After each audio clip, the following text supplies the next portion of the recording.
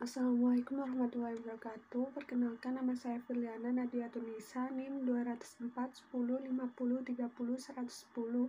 Di sini saya akan membahas tentang definisi pemasaran untuk abad ke-21.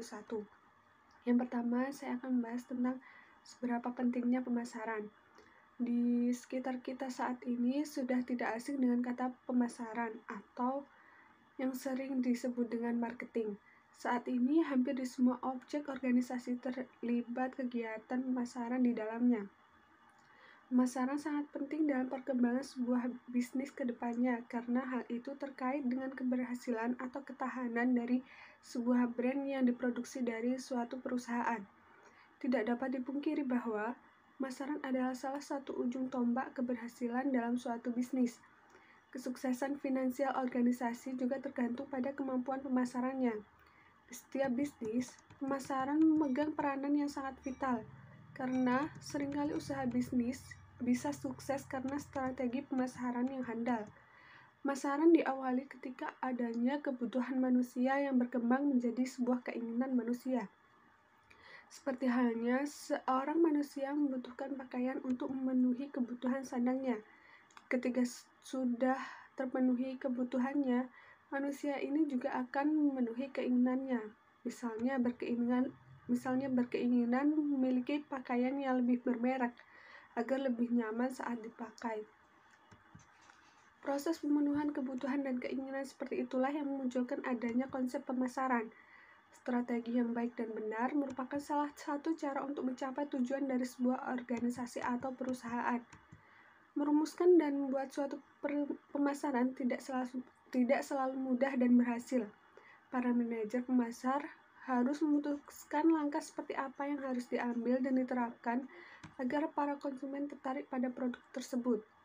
Pemasaran tidak hanya berhenti sampai tahap itu saja, melainkan pemasar harus memantau apakah strategi pemasaran yang dilakukan dapat meningkatkan produksi atau tidak. Pemasaran ini berlangsung secara terus-menerus dan selalu didampingi dengan inovasi-inovasi terbaru. Yang kedua yaitu ruang lingkup pemasaran. Sebenarnya apa sih pemasaran itu? Pemasaran atau marketing adalah suatu proses untuk memahami dalam rangka untuk memenuhi kebutuhan dan keinginan manusia sebagai makhluk sosial. Di dalam kegiatan pemasaran terdapat berbagai aktivitas, di antaranya proses mengkomunikasikan, menyampaikan, menawarkan dengan nilai tertentu untuk konsumen sehingga memperoleh keuntungan yang diinginkan. Pemasaran tidak hanya soal aktivitas beriklan, namun mencakup beberapa aspek seperti branding pada produk. Pemasaran adalah kegiatan bisnis yang dirancang perusahaan untuk merencanakan, menetapkan harga, promosi barang atau produk, dan mendistribusikan barang yang dapat memenuhi kebutuhan atau keinginan, sehingga mencapai target pasar dan tujuan perusahaan. Dengan kata lain, proses pemasaran ini mempertahankan nilai pertukaran yang saling menguntungkan antara penjual dengan pembeli. Proses pemasaran ini membutuhkan strategi dan serangkaian proses agar mencapai target yang maksimal. Manajemen pemasaran terjadi apabila sedikitnya terdapat dua pihak yang saling bertukar pikiran tentang bagaimana cara menjawab target pasar yang diinginkan. Manajemen pemasaran adalah sebagai penganalisis, perencanaan, penerapan, dan pengendali program atau rencana yang dirancang untuk membangun dan mempertahankan pertukaran yang menguntungkan dengan target pemasaran. Pemasaran bukan hanya bertujuan untuk menjual produk, melainkan mengenal dan memahami kebutuhan akan pelanggan, sehingga produk yang dipasarkan bisa terjual sesuai dengan kebutuhan. Pemasaran merupakan anak panah yang tajam untuk memaksimalkan dan mempertahankan keuntungan dengan merencanakan, menetapkan, serta mempertahankan strategi penjualan yang tepat. Setelah mengetahui definisi pemasaran, selanjutnya saya akan membahas tentang apa saja yang dipasarkan kepada target sasaran. Orang-orang memasarkan 10 tipe entitas barang, diantaranya yaitu barang berbentuk fisik, jasa, acara, pengalaman, orang, tempat, properti atau hak kepemilikan, organisasi, informasi, dan ide. Saya akan menjabarkan satu persatu dari 10 entitas barang tersebut. Yang pertama yaitu barang. Barang adalah suatu objek fisik yang dapat disimpan dalam jangka waktu yang lebih lama dan memiliki nilai atau manfaat. Barang berwujud fisik adalah bagian paling besar dari usaha produksi dan pemasaran dari banyak negara. Pemasarannya dapat berupa produk kebutuhan atau keinginan. Nilai suatu barang ditentukan dengan kemampuannya untuk memenuhi kebutuhan atau keinginan individu. Saat ini, pemasaran suatu barang semakin mudah dengan adanya internet yang sudah mulai berkembang pesat. Contohnya seperti penjualan makanan kaleng, kulkas, dan televisi, sehingga tidak membutuhkan biaya yang lebih besar untuk memasarkan produknya. Yang kedua yaitu jasa. Jasa adalah salah satu barang yang tidak berwujud fisik dan tidak dapat disimpan lebih lama, tetapi ia masih memiliki nilai jual.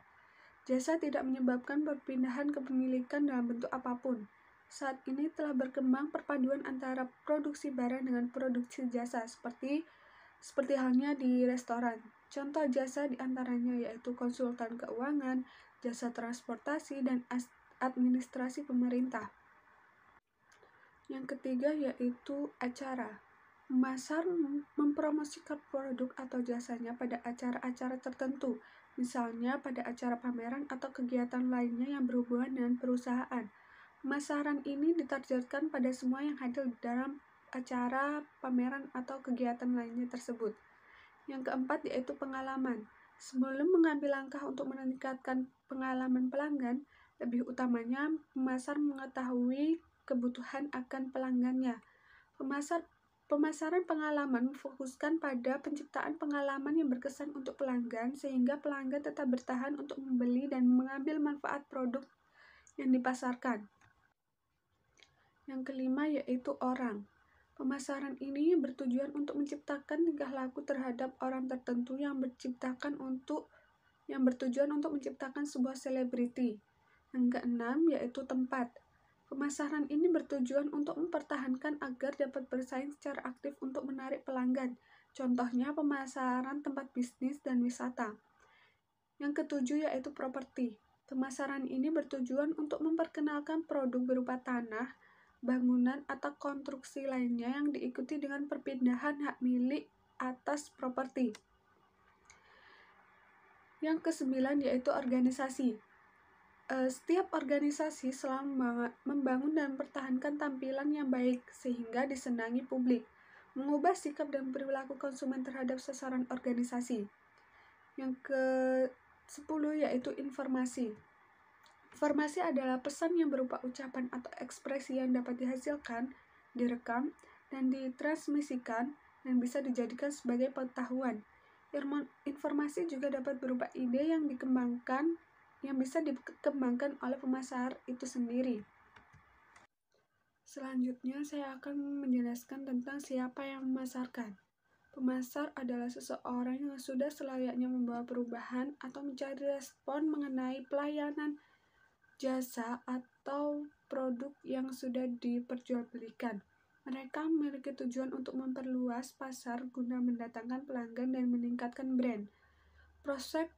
Prospek pemasar adalah hasil dari target pemasar.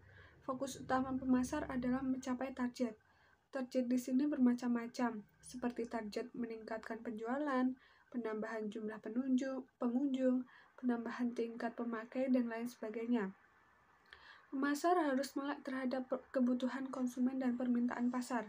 Contohnya diperlukan adanya riset pasar seperti analisis tren kepada masyarakat sosial.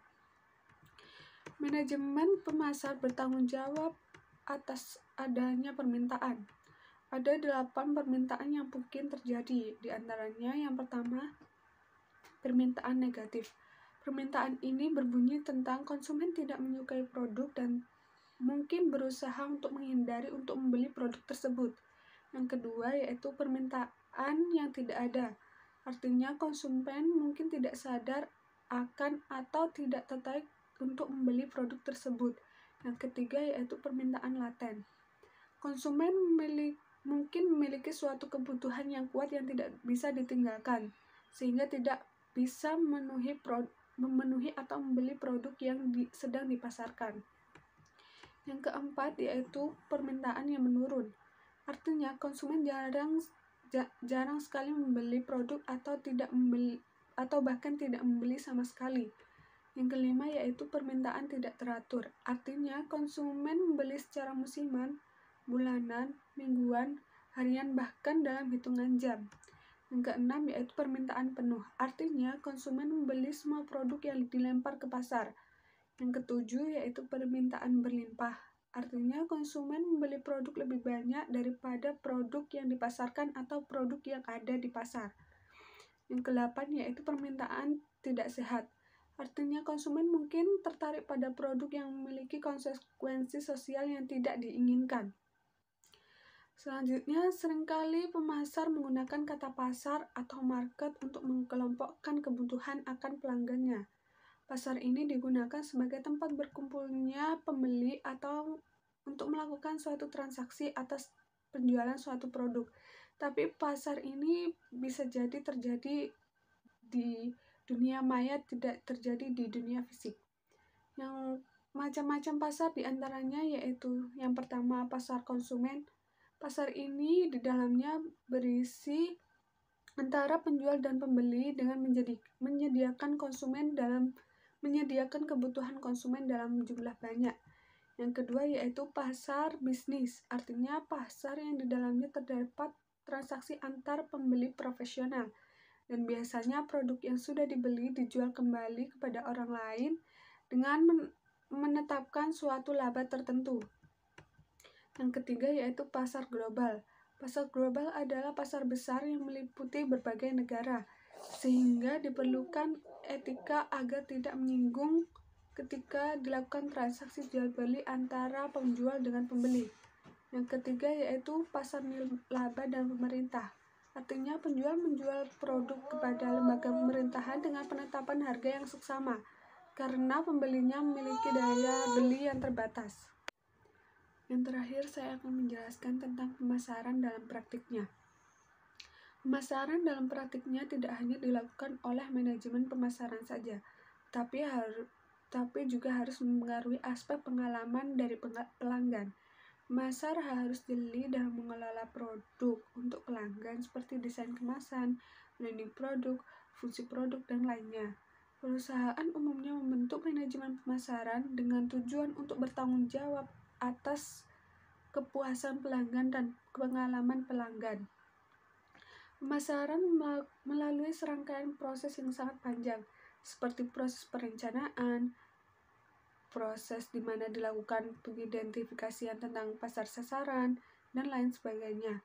Pemasar harus bekerja selaras dengan fungsi dan tujuan perusahaan. Manajemen pemasaran dibutuhkan agar bisa mengetahui persaingan dan kebutuhan seperti apa yang diperlukan dalam membangun strategi pemasaran yang tepat. Proses pemasaran biasanya diawali dengan melakukan riset pasar, menyusun rencana strategi dan mengembangkan bisnis strategi, dan mengontrol serta dilakukan evaluasi strategi. Demikian pembahasan yang dapat saya lakukan. Kurang lebihnya mohon maaf. Wassalamualaikum warahmatullahi wabarakatuh.